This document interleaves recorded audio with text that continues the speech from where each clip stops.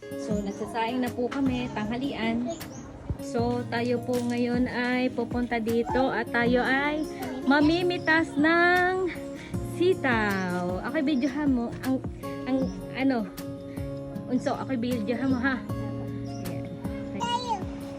Let's go. Mamitas po tayo ng ating sitaw. Sitaw. Halika bunso. Halika dito ano. Ingrasya. Ito po ay tanim ni Mama. Ayan, napakadaming kasi sitaw. Ayan o. Pagkakasin mo din siya. Tapos iganto mo. Okay, go. Hi! May sitaw tayong hina-harvest dito. Sama ka pag-harvest, ha? Yes, ma'am. Ingrasya? Nagulang na yan. Ala, bago lang yata ang nakuha ko. Dati hindi Ate, wag daw yan ba ang kulo-kulubot? Oo nga eh. Ito, wag ito eh. Halika dito bunso. Usok ka dito at baka ako'y... Tama na, tama. So si bunso naman daw mag-harvest dito. Ayan, ganyan. Ayan, papakita. Yun. Dito. Uy, wag mong ano yun yung ano ha. Magagalit si Mama yung alam mong hindi na siya dapat na... Dapat pag-harvest. Yan. Si Kuya Gab naman. Gabo, para sumikat din. Sumikat din. Wait lang Kuya Gab. Lagay lang natin to dito. Ah, dami na oh. Okay, si Kuya Gab naman ang ating pa ha-harvestin at ng yan, very good. Yun oh. Okay. Yun. Okay, go.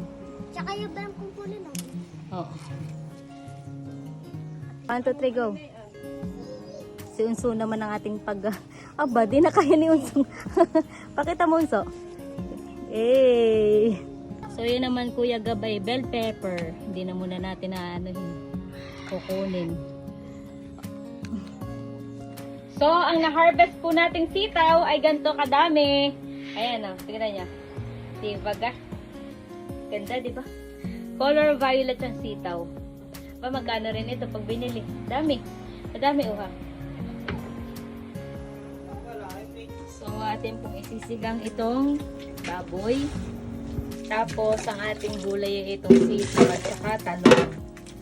So, Mama yung ang magluluto.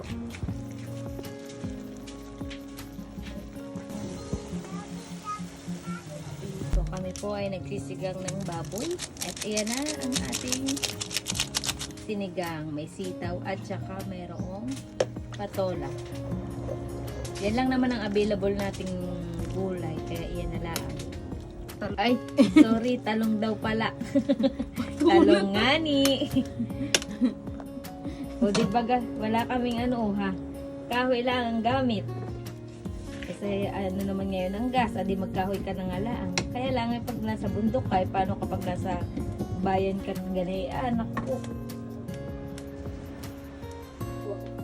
So, luto na po ang ating sinigang na baboy. Ayan, kakain na po kami.